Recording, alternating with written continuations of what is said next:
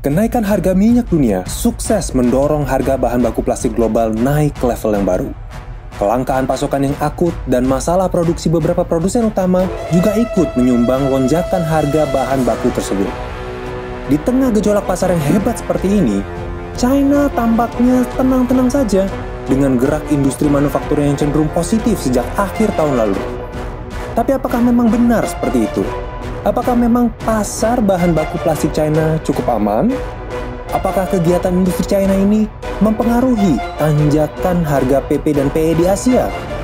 Kita akan bahas bersama dalam video kali ini, jadi jangan lupa untuk subscribe channel ini dan bunyikan lonceng notifikasinya agar Anda tidak ketinggalan informasi inspiratif dan berita-berita terhangat lainnya seputar industri plastik.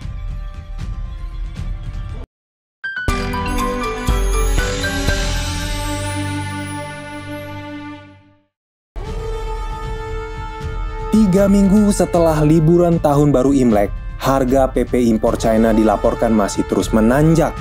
Meskipun adanya resistensi dari banyak pembeli, termasuk pembeli domestik China. Menurut beberapa pedagang dan pemasok PP di China, kenaikan harga pasca liburan ini sempat mendapat tantangan dan penolakan yang kuat dari para pembeli.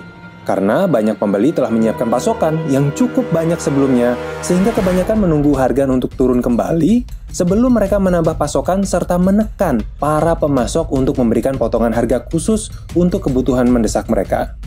Tapi, akibat dari dorongan yang kuat dari lonjakan harga minyak mentah, harga propilena yang tinggi, serta kekurangan pasokan global yang akut, mau tidak mau, penguatan harga PP tidak dapat dibendung. Banyak pembeli yang harus menerima dan menelan kenyataan bahwa harga PP masih akan terus berada di level yang tinggi selama beberapa bulan ke depan dan tidak akan turun dalam waktu dekat. Kenaikan harga PP termasuk Homo PP dan PPBC injeksi naik sekitar 17% dibandingkan dengan harga sebelum liburan Imlek. Dengan harga rata-rata mingguan Homo PP Raffia mencapai harga $1.265 per ton. Dan PPBC injeksi mencapai harga $1.355 per ton. Keduanya mencapai level tertingginya selama 3-4 tahun belakangan ini. Seperti yang sudah kita bahas bersama di video sebelumnya, harga minyak dunia berhasil menembus harga $70 per barel akibat dari serangan kelompok milisi Yaman ke fasilitas minyak Arab Saudi, mengantarkan harga spot propilena Asia berada di level tertingginya sejak Oktober 2018. Di sisi lain, pabrik produsen yang terpaksa tutup gara-gara cuaca dingin yang ekstrim di Amerika Serikat sudah mulai kembali dibuka dan beroperasi. Tapi, mungkin butuh sekitar 1-2 minggu untuk dapat beroperasi pada kapasitas normal karena adanya beberapa pemeriksaan keamanan dan uji coba lapangan.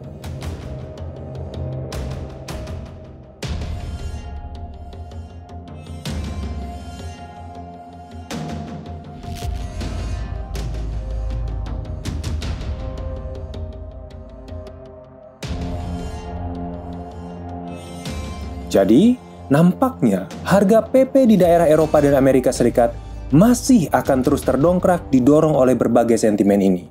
Yang menarik adalah kondisi di Asia, di China terutama. Karena ternyata efek samping dari libur Imlek kemarin adalah pasokan PP yang cukup tinggi.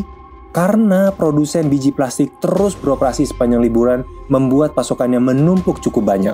Pasokan polyolefin gabungan dalam negeri China dilaporkan mencapai 915.000 ton per 9 Maret lalu, dengan penyerapan pasar lokal yang cenderung terbilang cukup rendah dan lambat pasca liburan. Oleh karena itu, China sedang berfokus pada pasar ekspor saat ini untuk menyebar pasokan yang ada dan juga memanfaatkan peningkatan harga yang terjadi di mana-mana saat ini.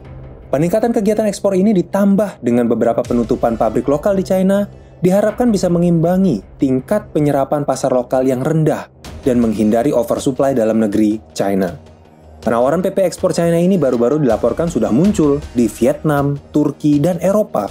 Jadi kelihatannya, China memang gerak cepat sekali memanfaatkan kenaikan harga yang tajam walaupun tidak terlalu agresif. Gerak cepat ekspor PP China ini memberi angin segar kepada pasar Turki yang saat ini memang sedang kacau balau, dihancurkan oleh kenaikan harga yang tidak terkendali mulai dari pertengahan Februari lalu. arus impor yang macet akibat kendala logistik yang belum beres, ditambah dengan krisis pasokan di seluruh dunia dan kenaikan harga minyak dan bahan baku plastik di pasar Eropa dan Amerika Serikat, memberikan pukulan keras bertubi-tubi pada pasar plastik Turki dan membuat pelaku pasar lokalnya panik menghadapi situasi. Makanya, asupan PP ekspor dari China ini jelas memberi angin segar. Karena walaupun harganya masih tinggi, paling tidak ada pasokan siap kirim yang langsung bisa diserap pasar lokal Turki. Dan lagi pula, dibandingkan dengan PP ekspor asal Timur Tengah, kargo asal China ini menawarkan keunggulan yang lebih kompetitif dalam hal waktu pengiriman pasokan yang lebih singkat. Tidak heran, banyak pedagang dan pemasok lokal Turki berlomba-lomba untuk mendapatkan kargo PP China ini dalam jumlah besar pada awal Maret ini, demi mengatasi lonjakan harga yang lebih ekstrim lagi, sehingga bisa meningkatkan kembali daya beli pasar lokal yang sudah sangat lesu dan terkapar. Banyak pelaku pasar yang berharap bahwa kargo-kargo PP China ini bisa memenuhi kebutuhan mendesak pembeli saat ini, dan membatasi laju peningkatan harga yang kelihatannya tidak terhentikan. Pemandangan serupa sebenarnya bisa kita lihat juga di Asia Tenggara, di mana kenaikan harga PP yang tidak terbendung membuat lesu pasar dengan banyak pembeli yang menahan transaksi pembelian, sampai harganya cenderung stabil. Walaupun biasanya pasar Asia Tenggara mengambil pasokan bahan baku plastik langsung dari produsen Timur Tengah, namun akibat kejadian minggu lalu, pasokannya jadi lebih tersendat, sehingga pasokan siap kirim jumlah besar yang ditawarkan China nampaknya sangat menggiurkan. Apalagi penawaran harga yang diajukan China paling tidak $100 per ton lebih rendah dari harga utama Timur Tengah. Dan Vietnam menjadi tujuan ekspor terdekat China untuk menyalurkan kelebihan pasokan PP-nya ke seluruh wilayah Asia, termasuk Thailand, Korea Selatan, dan India.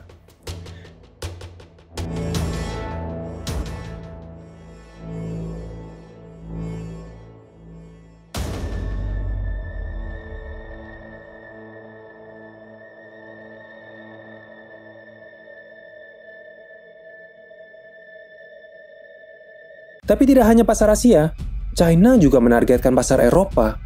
Makanya tidak heran kalau penawaran PP China ini juga terdengar di seluruh wilayah Eropa. Walaupun sebenarnya banyak pembeli di Eropa yang gamang menyambut penawaran ini, karena ekspektasi kedatangan kargo PP China ini diperkirakan baru akan sampai pada bulan Mei, dan penawaran harganya cenderung tidak sekompetitif penawaran harga wilayah Asia. Sehingga banyak pembeli di Eropa masih waspada dan menghitung resikonya dulu. Sementara itu, di dalam negeri China sendiri, kenaikan harga PP juga tidak bisa dibendung, dengan kenaikan sebesar $30-40 per ton minggu ini, terpengaruh juga oleh harga minyak dunia dan harga propilena yang menguat. Di sisi lain, pasar PE pasca liburan Imlek China dan Asia Tenggara juga terus menanjak selama 3 minggu belakangan ini. Masih terdorong oleh pasokan yang menipis, harga etilena yang tinggi, dan juga fakta bahwa harga PE CFR China atau Asia Tenggara masih cukup tertinggal di belakang pasar global lainnya. Pemasok luar Asia dilaporkan telah mendekati pasar China dan Asia Tenggara dengan angka penawaran yang lebih tinggi dibandingkan minggu sebelumnya. Harga LDPE film impor asal Timur Tengah dilaporkan naik sebesar $30-40 per ton dari minggu lalu, sehingga penawaran harga akhirnya mencapai angka $1.540-1.600 per ton CIF tunai. Harga yang cukup tinggi, mengingat bahwa terakhir harga LDPE mencapai level $1.600 per ton di China adalah pada September 2014.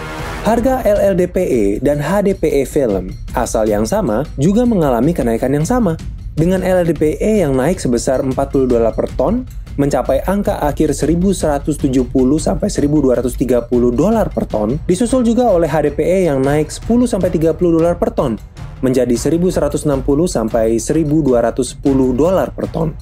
Walaupun harga PE impor ini naik, tapi banyak pembeli di China belum mau membeli di level setinggi itu di tengah fluktuasi kontrak berjangka talian dan menunjukkan resistensi yang cukup tinggi akan kenaikan harga bahan baku, sehingga memaksa banyak pemasok lokal menjual pada level harga yang lebih rendah dari penawaran global.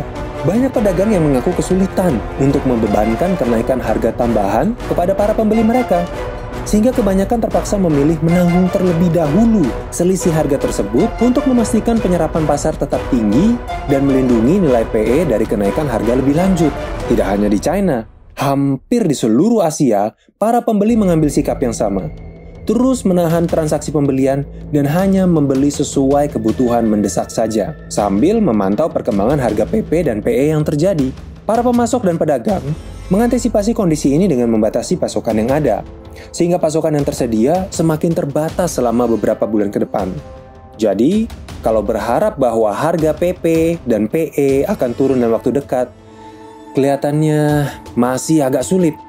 Karena dari semua sentimen yang ada, harganya masih akan bergerak naik. Bagaimana menurut Sobat Prima Plasindo sendiri?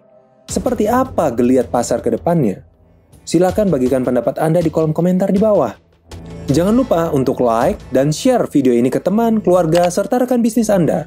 Dan subscribe channel ini agar Anda tidak ketinggalan berita-berita terhangat terbaru seputar industri plastik.